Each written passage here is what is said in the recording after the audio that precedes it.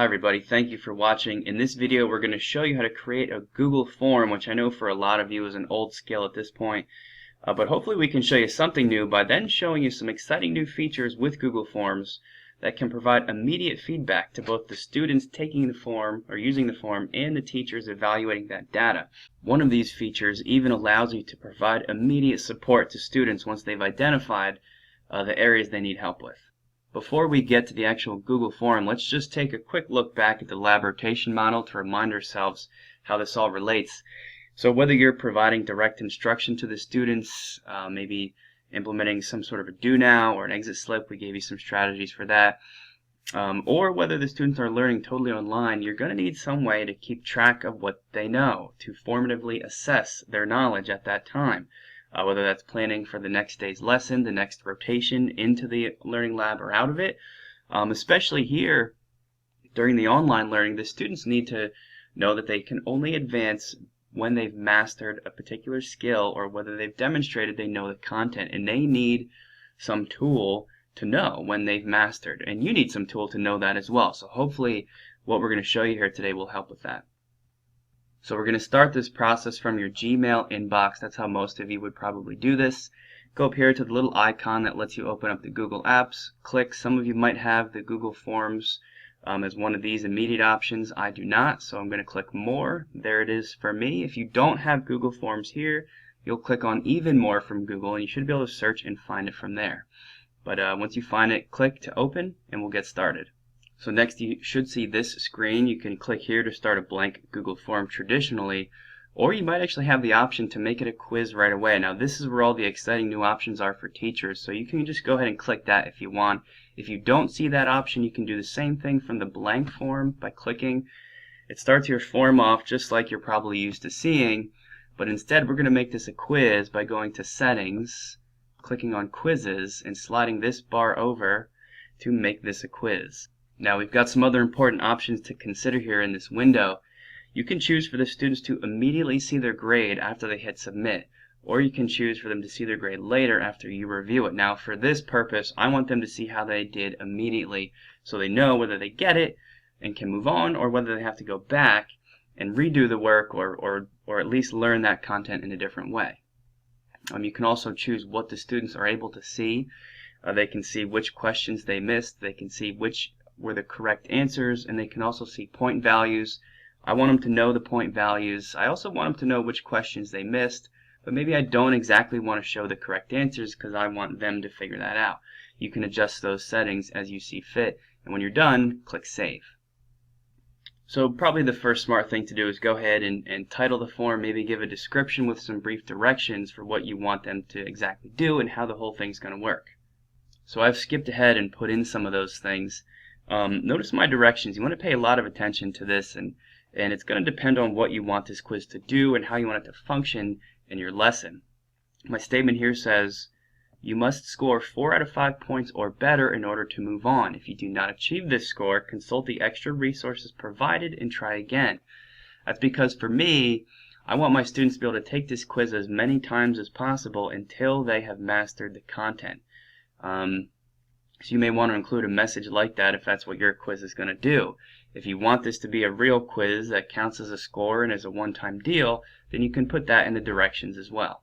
This is probably also a good time to mention that whatever directions you put in here, you adjust the settings so it fits that. For me, I want my students to be able to take this quiz over and over again until they get it right. So in their settings, in general, I want to make sure that the box for limit to 1 response is unchecked. If you check this box, that means they can only submit the quiz one time, and based on my directions, I don't want that.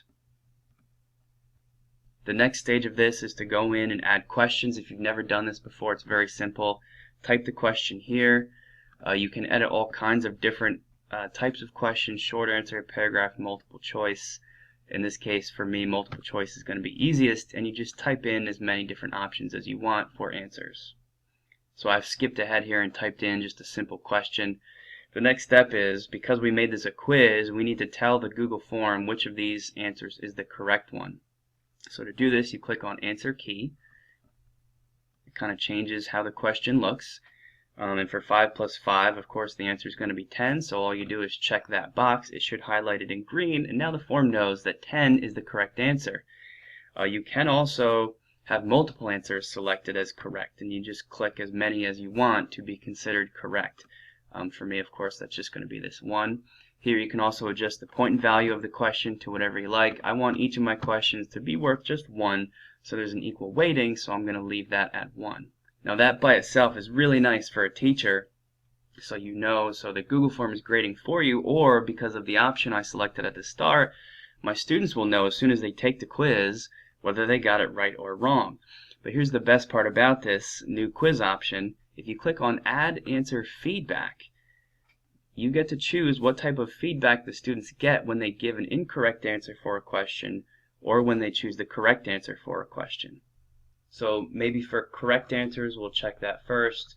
If they got it correct, there's probably not much else they need to do. So I'm just going to type in good job for this one. But if they get it incorrect, that means there's some work to be done. So you can actually type in some kind of specific comment or feedback you want them to read. So that could just be a simple message, maybe some other different examples. Here's my favorite part. If you click on this button right here, you can actually provide a link to another website that might provide some additional help for a student who would have gotten this question wrong. So you can enter the text you want to actually display. For me, I just maybe want that to be click here for extra help if you got this wrong. And then here you copy paste the URL. I went ahead and found a little manipulatives website for Marble Math, so you go ahead and copy that address,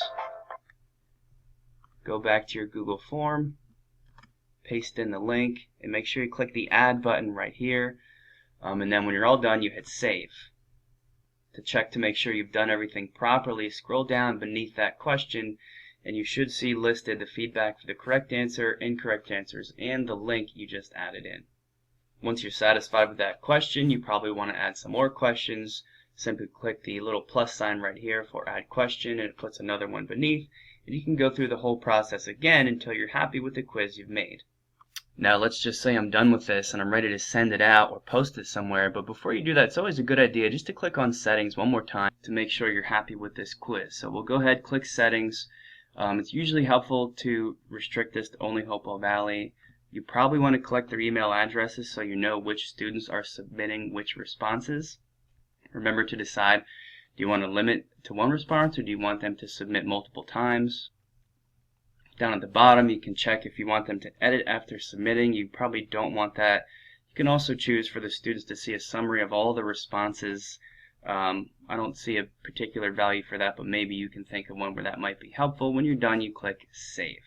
The final step is to actually share the quiz, so just come up here and click Send, where you can email to a class of students by typing in their email addresses here or sending to the group if you have a group set up.